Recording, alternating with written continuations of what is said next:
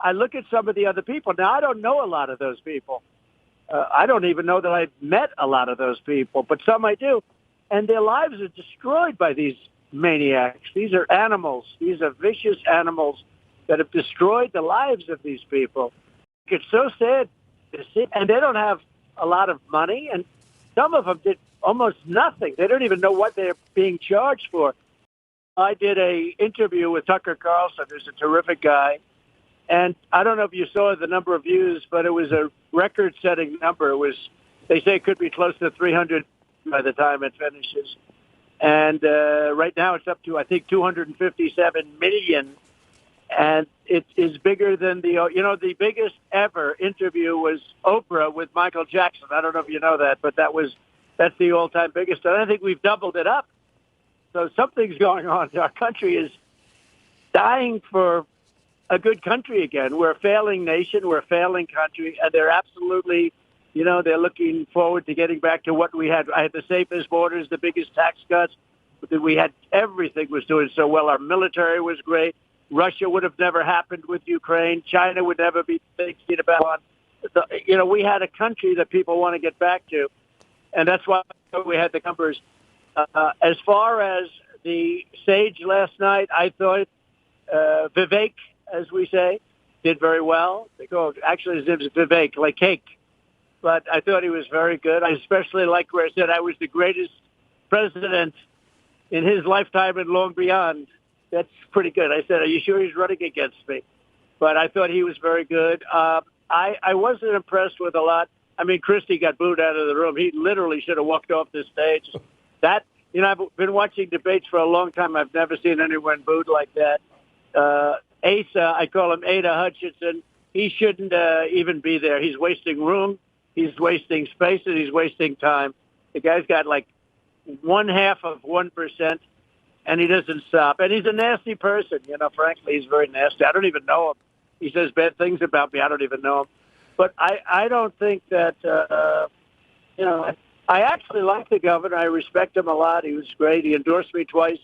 The governor of North Dakota, who I thought was, I think he's got something very good about him. He's a high-quality person.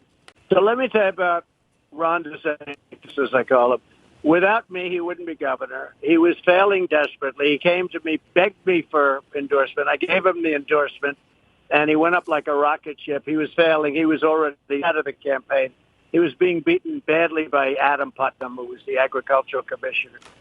And then I had him pass a very hot candidate at the time, a very, very hot candidate at the time in the general election. But he wouldn't have even gotten a nomination. He was down by 35, 40, tremendous amount. And I will tell you that he loved Dr. Fauci. And I'll send you some articles tomorrow. He said, let's not do anything that we don't have the approval of Dr. Fauci. Dr. Fauci, Dr. Fauci. That's all he talked about is Dr. Fauci. This guy forgets history. The other thing with the sanctums is, and you have to remember this, very disloyal guy, because you don't do that when somebody gets you elected. Then you say, yes, I'd be proud to run against him. Oh, that's nice. But I'll tell you, he loved Fauci, but he also locked down the state. His beaches were locked down. His roads were locked down. His hope, he's trying to pretend that none of this stuff happened. Now, if you look at somebody like McMaster, Henry McMaster from South Carolina, if you look at Kristi Noem of South Dakota, some of the Republicans, they really didn't lock down. But Ron locked down Florida. I was there, and I can tell you.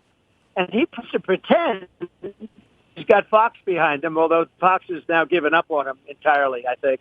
They're trying to find somebody else. They're looking for somebody else. Just like in 2016, they fought me all the way. At the end, they said, oh, we'd love to. First phone call I got was from Murdoch, but the president of China's call first. And then I took other calls, and then I took Rupert. But Rupert's not somebody that he and I don't get along very well. It's very interesting. Go to the World Trade Center. They were going to be a tenant Trade Center, which was like terrible. I'm talking about the new World Trade Center. They were going to move out of Midtown, their building, and I convinced Rupert not to do it. You're making a mistake. Don't do it. Don't do it. It's a wrong look. You have something good. Send your lease and get options to buy and all this. I gave them great advice, and they didn't move. They were all set to move. I'm sure the people at the World Trade Center weren't so thrilled with me, but I got Fox that whole News Corp not to move. I was a big favor because right now they have a much better location, better building, better everything. I did him big favors, but he's another one that. So I will tell you that I think that the sanctimonious, if you look at his record, you're going to see something that's so different from what people say. As an example, Florida was third in the nation in death. Now, that's a horrible scorecard. But Florida was third in death. He was a big believer in the vaccines. This guy had lines for miles of people getting vaccines. Now he pretends like, you think about vaccines. I mean, he really does. I don't want to call people liars, but if you check his record, it's easy. I will send you stories on, he said, I'll do anything without the approval of Dr. Fauci. I mean, I have stories all over the place. And then eventually, when it became not a good thing to say that, all of a sudden he said, Dr. Fauci, right. Who is that? So, look, this guy he's dropped like a rock. He's dropped like an ailing bird out of the sky. And I think he's finished, but he's very, very, he's just somebody with a very short memory.